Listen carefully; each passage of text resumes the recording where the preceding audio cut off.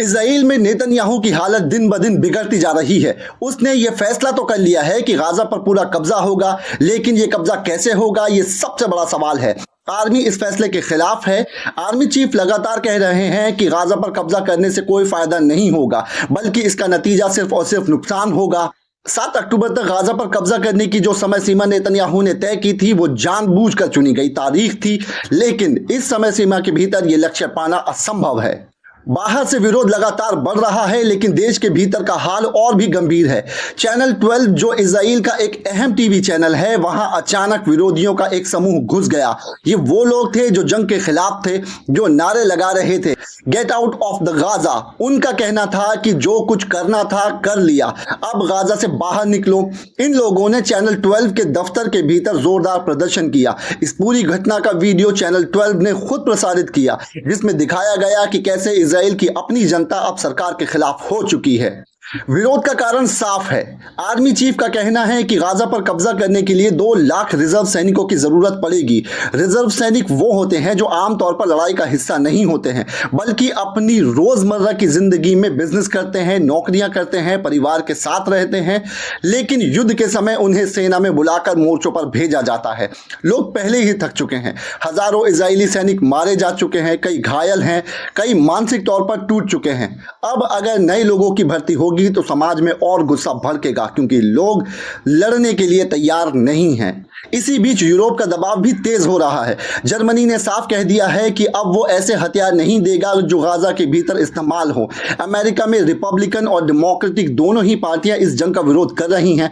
Australia, England, France, Belgium और Italy जैसे देश, ये वो देश हैं जो अब तक इजराइल के समर्थन में रहे थे, अब इस बात पर मुखालिफत कर रहे हैं कि गाजा के अंदर कोई युद्ध ना हो। संयुक्त राष्ट्र सुरक्षा पद की बैठक जारी है और हर दिन दुनिया भर से इजराइल पर दबाव बढ़ता जा रहा है। इस बीच लेबनान में एक नया मोर्चा खुलने का खतरा है। वहां की सरकार ने तय किया है कि आर्मी हिजबुल्लाह को निरस्त करेगी। यह फैसला अमेरिका और सऊदी अरेबिया के दबाव में लिया गया है, लेकिन इससे वहां गृह युद्ध जैसी स्थिति का खतरा हो सकता है।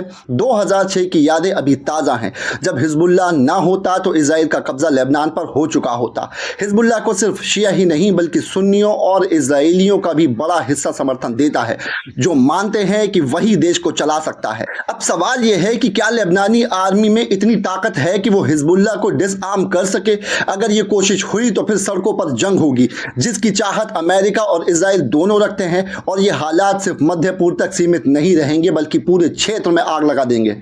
दूसरी ओर भारत में कल एयर चीफ मार्शल ने एक बड़ा बयान दिया है। उन्होंने कहा है कि भारत ने पाकिस्तान के 5 जहाज गिराए थे। यह बयान ऐसे समय में आया है जब लोग जानना चाहते थे कि इतने दिनों तक इस बात को छुपाकर क्यों रखा गया। जब यह बात वायुसेना के सबसे बड़े अधिकारी कर रहे हैं तो उस पर यकीन करना लाजमी है, लेकिन सवाल यह भी है कि इस खामोशी की वजह आखिर थी क्या। पाकिस्तान ने पूरी दुनिया में यह धारणा बना दी है कि उसने भारत के 5 जहाज गिराए हैं, लेकिन भारत की तरफ से इस पर आधिकारिक जवाब उस समय नहीं आया जब आना चाहिए था।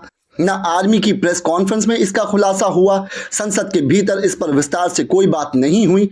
हैरानी तब और ज्यादा बढ़ जाती है जब यह बयान अचानक पिक्की के एक आयोजन में चलते फिरते बातचीत के दौरान एयर चीफ मार्शल की ओर से आता है।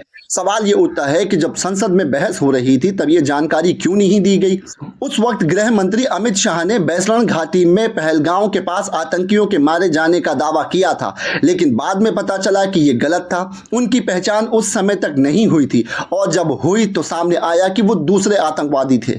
अब जबकि सरकार वोट चोरी के मुद्दे पर घिरी हुई है, अचानक 5 जहाज गिरने की बात फिर से उठाई जा रही है। ऐसे में लोगों के मन में शक होना स्वाभाविक है। सेना अगर ये बात प्रेस कॉन्फ्रेंस में साफ साफ कहती तो न केवल मामला स्पष्ट होता, बल्कि सवालों की गुंजाइश भी कम होती। तब नहीं कहा तो कम से कम अब तो स्पष्ट रूप से सामने आ ही जाना चाहिए। देश के भीतर इस समय वोट चोरी और उससे जुड़े कई गंभीर मुद्दे चर्चा में हैं। बिहार SIR मामले में चुनाव आयोग ने सुप्रीम कोर्ट में हलफनामा दाखिल किया है, जिसकी सुनवाई 13 अगस्त को होगी। तेजस्वी यादव ने नीतीश कुमार और अनंत सिंह की मुलाकात पर प्रतिक्रिया देते हुए कहा है कि वो इस पर टिप्पणी नहीं करना चाहते, क्योंकि ये लोग केवल AK-47 की भाषा ही समझते हैं। आर्मी चीफ का कहना है कि ऑपरेशन सिंदूर के दौरान सरकार ने उन्हें पूरी तरह फ्री हैंड दिया था। ये ऑपरेशन ऐसा था जैसे चेस खेली जा रही हो, जहां ना हमें यह पता हो कि अगला कदम क्या होगा और ना ही दुश्मन को पता हो।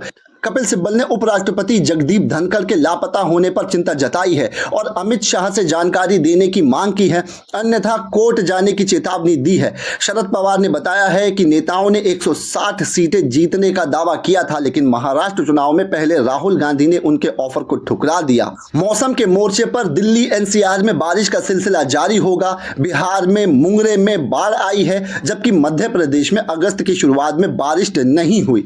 24 साल में पहली बार हुआ है। अहमदाबाद प्लेन क्रैश मामले में एक अमेरिकी वकील का कहना है कि पायलट को जिम्मेदार ठहराया जाना आसान है, लेकिन बोइंग अपने बचाव में किसी भी हद तक जा सकती है क्योंकि उसके पास ताकतवर लॉबी है। बिहार की वोटर लिस्ट से लगभग 65 लाख नाम हटाए जाने के विवाद में चुनाव आयोग ने सुप्रीम कोर्ट को भरोसा दिलाया है कि योग्य मतदाताओं के नाम बिना वजह नहीं हटाए जाएंगे। नाम हटाने से पहले संबंधित व्यक्ति को अपनी बात रखने का दस्तावेज पेश करने का पूरा मौका दिया जाएगा और अपील की मजबूत व्यवस्था होगी ताकि हर व्यक्ति अपनी शिकायत दर्ज करा सके।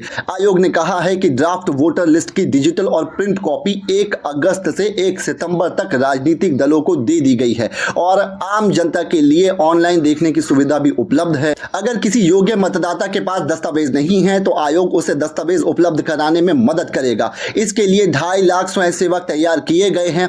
वहीं एसोसिएशन फॉर डेमोक्रेटिक रिफॉर्म ने सुप्रीम कोर्ट में याचिका दाखिल कर मांग की थी कि हटाए गए नामों की अलग सूची जारी हो और हटाने का कारण भी बताया जाए, लेकिन आयोग ने इस मांग को अस्वीकार कर दिया है।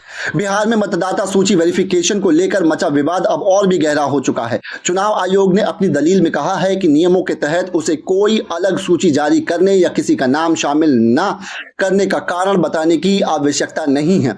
आयोग का कहना है कि वो पहले ही बूथ स्तर पर राजनीतिक दलों को मतदाता सूची उपलब्ध करा चुके हैं। इसी बीच बिहार के डिप्टी सीएम विजय सिन्हा पर 2 वोटर आईडी कार्ड होने का आरोप लगाया गया है। यह मामला तब सामने आया जब विपक्ष के नेता तेजस्वी यादव ने दावा किया कि विजय सिन्हा के नाम पर 2 अलग अलग विधानसभा क्षेत्रों में 2 एपिक नंबर दर्ज हैं। तेजस्वी यादव का कहना है कि लखीसराय और पटना की बांकीपुर विधानसभा क्षेत्रों में दर्ज इन दोनों आईडी के नाम और पता सेम है, लेकिन पिता के नाम में मामूली फर्क पते और उम्र के अंतर हैं। चुनाव आयोग की वेबसाइट पर जांच करने पर भी यह जानकारी सामने आई है कि दोनों आईडी पर एड्रेस और उम्र अलग अलग हैं। एक आईडी में पिता का नाम शारदा रमन सिंह दर्ज है, जबकि डिप्टी सीएम ने 2020 के एफिडेविट में अपनी उम्र 54 वर्ष और एड्रेस एग्जीबिशन रोड मां भवानी शारदालय पटना बताया था। यह पता दोनों आईडी पर नहीं है। तेजस्वी यादव ने रविवार को प्रेस कॉन्फ्रेंस में इस मुद्दे को उठाया और वहां मौजूद लोगों को आयोग की वेबसाइट पर दोनों एपिक नंबर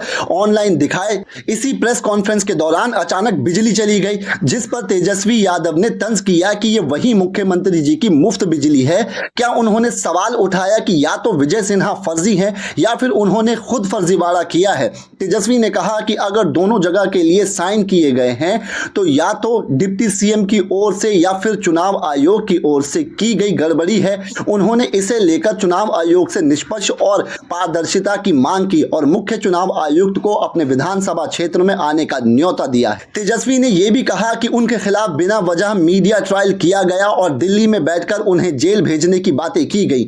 उन्होंने बताया कि 7 अगस्त की शाम को उन्हें चुनाव आयोग की तरफ से नोटिस मिला, जिसका जवाब उन्होंने अगले दिन ही स्पीड पोस्ट से भेज दिया। अब पटना और लखीसराय जिला प्रशासन भी डिप्टी सीएम को नोटिस भेजेंगे। इस राजनीतिक तूफान के बीच केंद्रीय मंत्री नितिन गडकरी ने एक अलग मुद्दे पर प्रतिक्रिया दी है। ट्रंप द्वारा भारत पर 25% अतिरिक्त टैरिफ लगाने की धमकी के बाद गडकरी ने कहा है कि कुछ देश अपनी आर्थिक ताकत के कारण दादागिरी करते हैं। उन्होंने जोर देकर कहा कि अगर हमारे पास बेहतर तकनीक और संसाधन होंगे तो हमें दादागिरी करने की वजह दुनिया के कल्याण के बारे में सोचना चाहिए। उन्होंने विज्ञान और तकनीक के महत्व पर जोर देते हुए कहा कि इनके इस्तेमाल से देश की विकास दर 3 गुना तक बढ़ सकती है। हालांकि उन्होंने स्पष्ट किया कि देश में इस समय जिन मुद्दों पर चर्चा हो रही है उन पर वो टिप्पणी नहीं करना चाहते, लेकिन उनका मानना है कि दुनिया झुकती है, बस झुकाने वाला चाहिए। राहुल गांधी ने अपने ताजा बयान में कहा है कि आयात आयात कम करना और निर्यात बढ़ाना सबसे बड़ी देशभक्ति है और विश्व गुरु बनने के लिए ये बेहद जरूरी है। उन्होंने ये भी कहा कि दुनिया की सभी समस्याओं का असली समाधान विज्ञान, टेक्नोलॉजी और ज्ञान में छुपा है। इस बीच 10 अगस्त को कांग्रेस ने एक नया वेब पोर्टल लॉन्च किया है जिसका नाम रखा गया है वोट चोरी।